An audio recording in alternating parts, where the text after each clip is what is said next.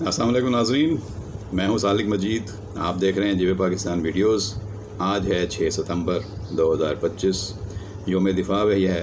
और पूरे मुल्क में यौम दिफा मनाया जा रहा है और साथ साथ पूरे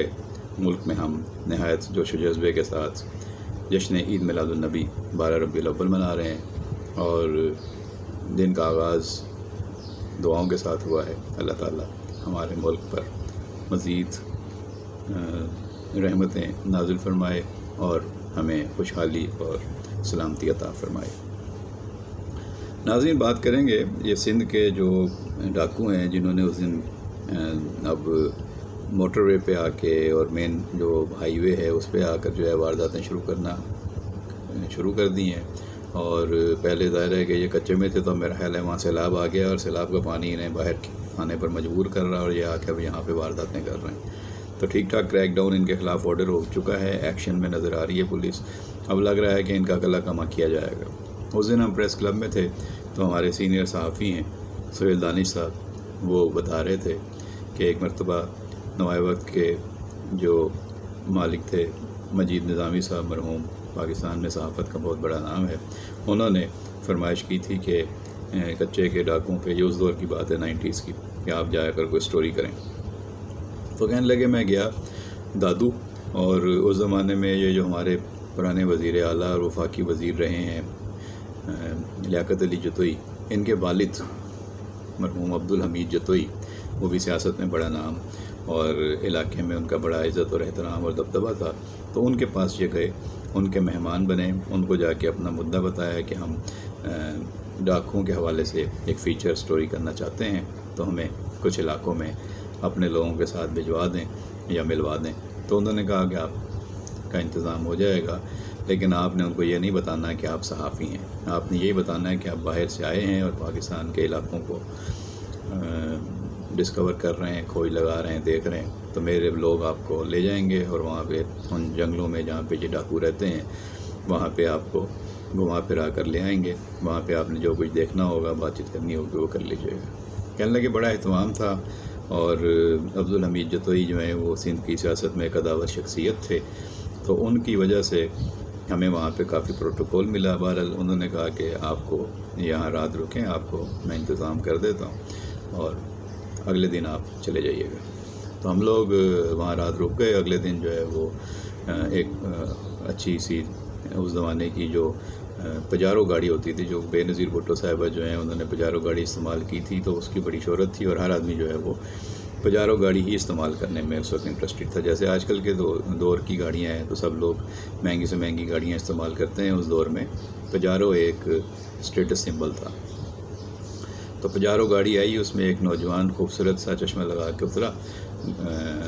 अच्छा वो अट्रैक्टिव लड़का था। तो उसके साथ उन्होंने तारुफ़ करा दिया कि ये हैं फ़लाँ साहब हैं और ये आपको लेके जाएंगे और आपको ये मेरे आदमी के तौर पे वहाँ पे इंट्रोड्यूस कराएंगे, लिहाजा अब आपको किसी फ़िक्र करने की ज़रूरत नहीं है, लेकिन जो बातें मैंने आपको समझाई हैं वो फॉलो कीजिए। तो कहने लगे हम लोग वहाँ चले गए और हमें वो ले गए। वो वाकई बहुत घना जंगल है, दरिया सिंध के साथ साथ ज़ाहिर है कच्चे की ज़मीन वो है जहाँ पे दरिया में सैलाब आता है, बाढ़ आती है, पानी बाहर आ जाता है, तो वो ज़मीन जो है वो ज़रख़ेज़ हो जाती है। जब वो वापस उतर के चला जाता है तो वहाँ पर काफ़ी हरा भरा हो जाता है वो। तो वहाँ पे बहुत बड़े बड़े दरख्त उग चुके हैं और वो बड़े घने दरख्त हैं और वो घना जंगल बन चुका हुआ है, बहुत तवील, कई किलोमीटर लंबी बेल्ट है। वो बता रहे थे कि बहुत ही है वो, वहाँ पे आप घूम नहीं सकते सारा। बहरहाल वो वहाँ पे हमें ले गए और रास्ते में वो एक दो जगह रुके भी थे, तो वहाँ बातचीत होती रही। हमें उस ज़माने में का जो सबसे बड़ा डाकू बड़ा मशहूर था, पता नहीं उन्होंने उसका क्या नाम बताया, परो या पारो या जो भी था, परो जो डाकू था, तो उसके इलाके में ये लोग गए थे। और इन्हें रास्ते में ये अंदाज़ा हुआ, सुहेल दानिश साहब बता रहे थे कि जब वो 2-3 जगह रुका और उसको जिस तरह का वो प्रोटोकॉल मिला, ये हुआ और लोगों ने उसको जिस नाम से पुकारा, तो हमें ये अंदाज़ा हो गया कि ये जो डाकू है ये शायद उसका कोई करीबी रिश्तेदार या भाई है। तो हम लोग थोड़े से सहम भी गए, लेकिन हमें ये हो गया कि अच्छा ये अगर उसी का आदमी है तो फिर हमें तो कुछ नहीं होगा, और या फिर हम अब पक्के ही गए वापस नहीं आएंगे। लेकिन ये उनको ले गए और उनको जंगल में जाके वो मुस्लिम लोग वहाँ पे लकड़ियाँ काट रहे थे, तो ये उनके पास पहुँचे, उनसे पूछा कि भाई आप लोग कौन हैं। تو بتایا یہ جنگل میں ہوتے ہیں، یہ لکڑیاں کاٹتے ہیں اور یہ کشتیاں بناتے ہیں اور اس طرح کا کام کرتے ہیں اور اسی میں سامان آتا جاتا ہے۔ تو انہوں نے بتایا یہ جو لکڑیاں کاٹ رہے ہیں، یہ لکڑیاں کاٹ کے کشتیوں میں رکھتے ہیں اور ان کشتیوں میں پھر کھانے پینے کا سامان آتا جاتا ہے، اور دراصل یہ کشتیاں ہی اسلحہ اور ہتھیار لانے لے جانے کے کام آتی ہیں، کہ ان پہ نیچے ہتھیار رکھے جاتے ہیں، اوپر یہ لکڑیاں اور کھانے پینے کی چیزیں رکھ کے کشتیوں میں مال برداری کی جاتی ہے۔ تو بنیادی طور پر یہ ڈاکوؤں کو جو اسلحہ ہے، جو ہتھیار ہیں، بندوقیں ہیں، خطرناک قسم کے بم وہ سب اسی میں کشتیوں میں ہی ان کے ٹریول کرتے ہیں ایک جگہ سے دوسری جگہ، اور نیچے انہوں نے یہ اسلحہ چھپایا ہوتا ہے اور اوپر انہوں نے یہ لکڑیاں کاٹ کے اور اپنے کھانے پینے کی چیزیں رکھ کے یہ ماہی گیر بن کے یا ایک گاؤں سے دوسرے گاؤں جانے والے لوگ ہوتے ہیں ان کی شکل اختیار کر لیتے ہیں اور اس طرح یہ سفر کرتے ہیں۔ تو وہاں پر انہوں نے بتایا کہ ہم نے پھر ان سے کہا کہ اچھا ہمیں ان سے ملنا ہے جو آپ لوگوں کے مہمان ہیں، یعنی یہ ان سے ملنا چاہ رہے تھے کہ جن کو ہوا برائے تاوان کے لیے وہاں پہ لا کر رکھا جاتا تھا، تو ان میں سے کچھ لوگوں سے ملنا چاہتے تھے، انٹرویو کرنا چاہتے تھے یا گفتگو کرنا چاہتے تھے۔ تو ان میں سے ایک صاحب کے پاس ان کو لے جایا گیا، تو وہ صاحب وہاں بیٹھے ہوئے تھے، انہوں نے بتایا گیا کہ بھئی ابھی یہ آ گئے ہیں، ہمارے مہمان ہیں، ان سے ہمارا جو ہے وہ ابھی مذاکرات چل رہے ہیں، ڈیل ابھی فائنل نہیں ہوئی ہے، لیکن ان کے یہاں پہ جو ہے وہ دوائیوں کا اور کھانے پینے کا سب انتظام ہے۔ تو ہم نے حیران ہو کے پوچھا کہ دوائیاں کہاں سے آتی ہیں؟ تو ان صاحب نے بتایا کہ دوائیوں کا انہوں نے مجھے کوئی مسئلہ نہیں ہونے دیا، یہاں کہیں ٹنڈو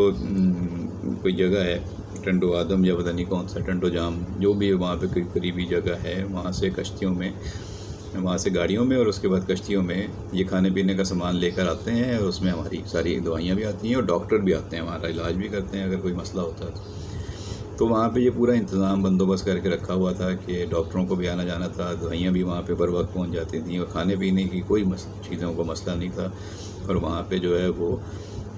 ان کے لیے اچھے بکرے کی گوشت کی ڈشیں بھی بن رہی تھیں اور باہر سے کھانا پکا ہوا بھی آ جاتا تھا۔ تو ہم نے ان سے پوچھا، سہیل صاحب بتا رہے تھے کہ ہم نے ان سے پوچھا کہ بھائی یہ جو سارا خرچہ ہو رہا ہے تو یہ خرچہ کون کرتا ہے؟ تو انہوں نے کہا یہ فکر نہ کریں، یہ جو جن سے ہم نے تاوان لینا ہے یہ ان کے لیے جو ہمارے تاوان کی رقم ہے وہ الگ ہے، اور یہ جو ان کے اوپر خرچہ ہو رہا ہے ان کی دوائیوں پہ، ان کے ڈاکٹروں کی فیس پہ، ان کی مال برداری پہ، چیزوں پہ آنے جانے پہ، اور ان کے کھانے پہ، اور ان کی جو ڈشیں آ رہی ہیں مختلف شہروں سے، تو یہ سب اس کا بل الگ بن رہا ہے، یہ بھی انہی کو دیا جائے گا۔ یعنی کہ جب ان سے ڈیل فائنل ہو جائے گی تو ہم ان سے جو پیسے لینے ہیں وہ تو لینے ہی ہیں، لیکن ان کے گھر والے ان چیزوں کا بھی پیسے دیں گے کہ یہ جتنا خرچہ ہمارا ان کے اوپر ہو رہا ہے۔ تو انہوں نے بتایا اچھا ایسا طریقہ ہے۔ اور ایک بندے کو بتایا کہ درخت کے اوپر اس کو باندھا ہوا تھا اور وہ چیخو پکار کر رہا تھا، تو ہم نے پوچھا یہ کون ہے؟ تو انہوں نے کہا کہ اس پہ مخبری کا الزام ہے، اس نے شاید اس پہ شک ہے کہ اس نے یہاں کے معاملات جو ہیں وہ آگے پہنچانے کی کوشش کی ہے یا کسی کو بتایا ہے، تو اس کو مخبری کی سزا مل رہی ہے، اس کی مار پیٹ ہو رہی ہے اور اس کو جو ہے وہ درخت کے ساتھ ٹانگا ہوا ہے۔ اسی طرح کچھ ایسے لوگ ہیں جو ایک بندے کو بتایا کہ بھائی تمہیں کیوں باندھا ہوا ہے اوپر درخت کے ساتھ ٹانگا ہوا ہے؟ تو اس نے کہا کہ مجھے لگتا ہے کہ یہ غلط فہمی میں مجھے لے آئے ہیں، کسی کی غلط فہمی میں،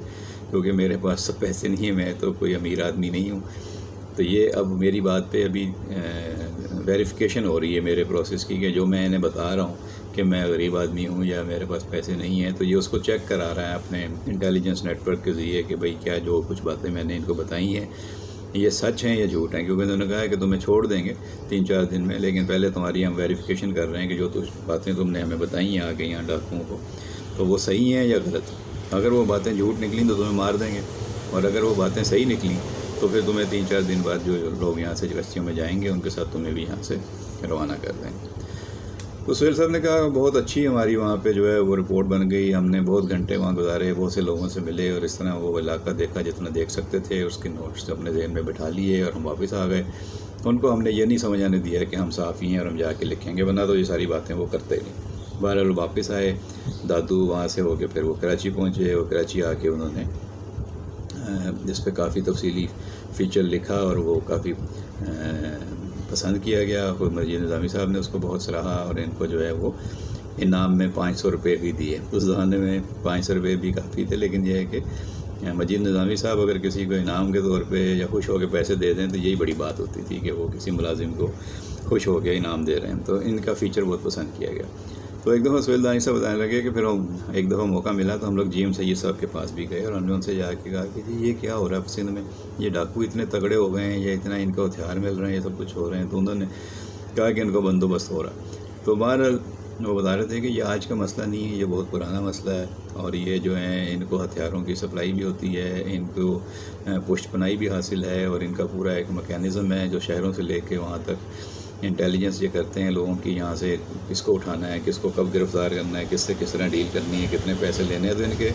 ٹارگٹس ہوتے ہیں۔ اور اس کے بعد یہ کوئی ایک گروپ نہیں ہوتا جو شہر سے ان کو وہاں تک پہنچا کے سب ایک ہی گروپ آپریٹ کر رہا ہو، ان کے مختلف گروپس ہیں جن کے مختلف ذمہ داری ہیں۔ کچھ لوگ شہر میں ریکی کرتے ہیں،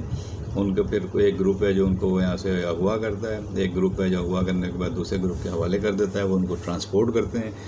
اور وہ ان کو مختلف گاڑیوں میں بڑی گاڑیاں استعمال کرتے ہیں جس پہ رستے میں پولیس کو شک وک نہ ہو، یا مطلب جیسے آج بھی روبدار گاڑیاں جو ہوتی ہیں بڑے طاقتور لوگوں کی، امیر لوگوں کی، تو ان کو ہمارا عام چھوٹے علاقوں میں پولیس والے بیچارے کہاں ان کو روک پاتے ہیں، کیا تلاشی لے پاتے ہیں، تو ان کا روب زیادہ ہوتا ہے بڑی گاڑیوں کا۔ تو اسی طرح قیمتی بڑی گاڑیاں قافلوں کی صورت میں یا بڑے بڑے لوگوں کی جو ہوتی ہیں وہ استعمال کی جاتی ہیں، ان میں ٹرانسپورٹ کر دیتا ہے گروپ، اور اس کے بعد ان کو پھر وہ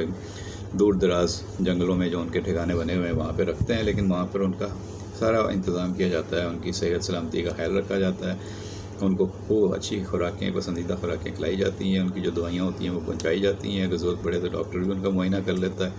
تو یہ سارا بندوبست کرتے ہیں، اور اس کے بعد ایک لمبا چوڑا بل بھی اس کا بنا لیتے ہیں، جو تاوان کے پیسوں سے الگ اس پہ جو خرچہ کیا گیا ہوتا ہے وہ بھی وصول کیا جاتا ہے۔ تو یہ ہے۔ اب میں کل ایک رپورٹ دیکھ رہا تھا، اس میں بتا رہے تھے کہ سندھ کے جو 5 بڑے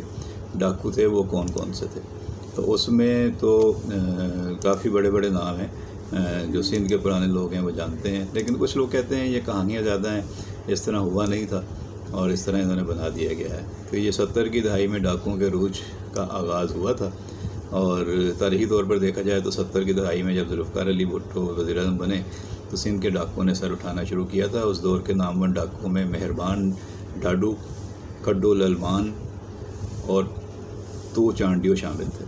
اب مشہور کتاب ہے ڈکیت، اس کے مصنف ہیں پروفیسر امداد حسین سائیں۔ ان کے مطابق اس رپورٹ میں بتایا گیا ہے کہ مہربان ڈاڈو ایک عام کسان تھا جس کی بہن کو ایک مقامی جاگیردار نے اغوا کر لیا تھا۔ پولیس نے انصاف نہ ملنے پر اسے اپنی بہن کی عزت کا بدلہ لینے کے لیے ڈکیتی کی دنیا میں قدم رکھا۔ یہی وہ دور تھا جب پہلی بار کھڈو المان جیسے ڈاکوؤں نے لوگوں کا اغوا برائے تاوان کے لیے اغوا کرنا شروع کیا۔ اس سے پہلے زیادہ تر جانوروں کی چوری اور قتل عام ہی رپورٹ ہوتا تھا۔ 80 کی دہائی میں رابن ہوڈ اور سیاسی کنیکشن بھی نکل آئے۔ 80 کی دہائی میں سندھ میں ڈاکوؤں کے عروج کا سنہری دور کہا جاتا ہے۔ اس دور کا سب سے بڑا نام پرو چانڈیو تھا، وہ جو آپ کو بتا رہا تھا نا کون سا وہ ڈاکو تھا، تو وہ پرو چانڈیو ڈاکو تھا، جسے سندھ کا رابن ہوڈ کہا جاتا ہے۔ وہ عام کسان تھا جس نے پولیس کے مظالم کے خلاف ہتھیار اٹھائے، اس نے امیروں کو لوٹا اور غریبوں میں مال تقسیم کیا، جس کی وجہ سے عوام میں اس کی ایک الگ ہی مقبولیت بن گئی۔ 2 اگست 1981 کو جیکوباد نے اس نے 9 پولیس اہلکاروں کو ہلاک کر کے اپنی طاقت کا لوہا منوایا۔ اسی دور کا ایک اور خطرناک ڈاکو باقا ڈار شاہ تھا، جس کے بارے میں کہا جاتا ہے کہ وہ 60 سے زیادہ افراد کا قاتل تھا، اور رپورٹس کے مطابق باقا ڈار شاہ کی طاقت کے پیچھے سندھ کی معروف سیاسی شخصیت تھی، اور جس میں جی ایم سید کے خاندان کا بھی نام آتا ہے۔ پتہ نہیں درست ہے غلط ہے، لیکن لوگ بتاتے ہیں۔ 12 جنوری 1988 کو فوجی آپریشن میں اسے، اس کے بھائی اور بھتیجے کو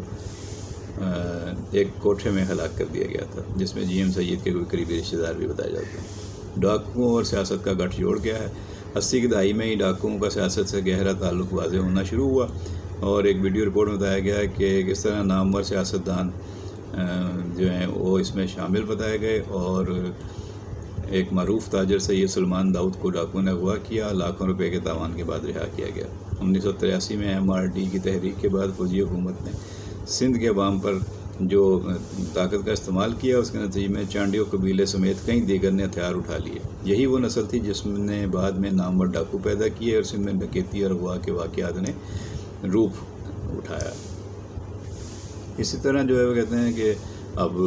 2024 سے پھر جو ہے وہ ڈاکو جو ہیں وہ طاقتور ہو گئے ہیں، اور پھر وہ اپنی طاقت کا مظاہرہ کر رہے ہیں۔ کئی لوگ انہوں نے اٹھائے ہیں۔ اس دن سندھ کے ایک MP تھے، وہ ہمیں بتا رہے تھے کشمور میں جگہ جگہ ناکے لگے ہوتے ہیں، اور وہ بھی بطور MP بھی سفر کرتے ہیں، تو انہیں بھی 2-3 جگہ روکا گیا اور انہوں نے تعارف کرایا، پھر انہوں نے اپنی نمبر پلیٹ گاڑی سے ہٹا دی MPA کی۔ تو عام لوگوں کا کیا حال ہوتا ہوگا؟ انہوں نے کہا آپ خود سوچیے، وہاں پہ رٹ نہیں ہے گورنمنٹ کی، ان علاقوں میں کئی جگہ پہ ڈاکو اتنے طاقتور ہیں۔ بہرحال اب گورنمنٹ کو، ریاست کو اپنی رٹ قائم کرنے کے لیے اقدامات کرنے چاہیے۔ کچھ کام شروع ہو گئے ہیں، کچھ کی ضرورت محسوس کی جا رہی ہے، لیکن اس مسئلے کا یہ کوئی عارضی حل نہیں ہے، اس کو مستقل طور پر حل ہونا چاہیے۔ تو امید ہے آج کی ویڈیو آپ کو پسند آئی ہوگی. ویڈیو پسند آئی ہے تو ضرور لائک اور شیئر کیجیے گا, اپنے کمنٹس ہمیں ضرور بھیجیے گا, اور چینل پر آنے والے نئے دوستوں سے ہمیشہ گزارش ہوتی ہے کہ ہمارے چینل کو سبسکرائب کر لیں, اگر نہیں کیا گھنٹی کا بٹن دبا دیں. آپ کے چینل سبسکرائب کرنے سے ہماری حوصلہ افزائی ہوتی ہے. تو اپنا خیال رکھیے گا. بہت شکریہ.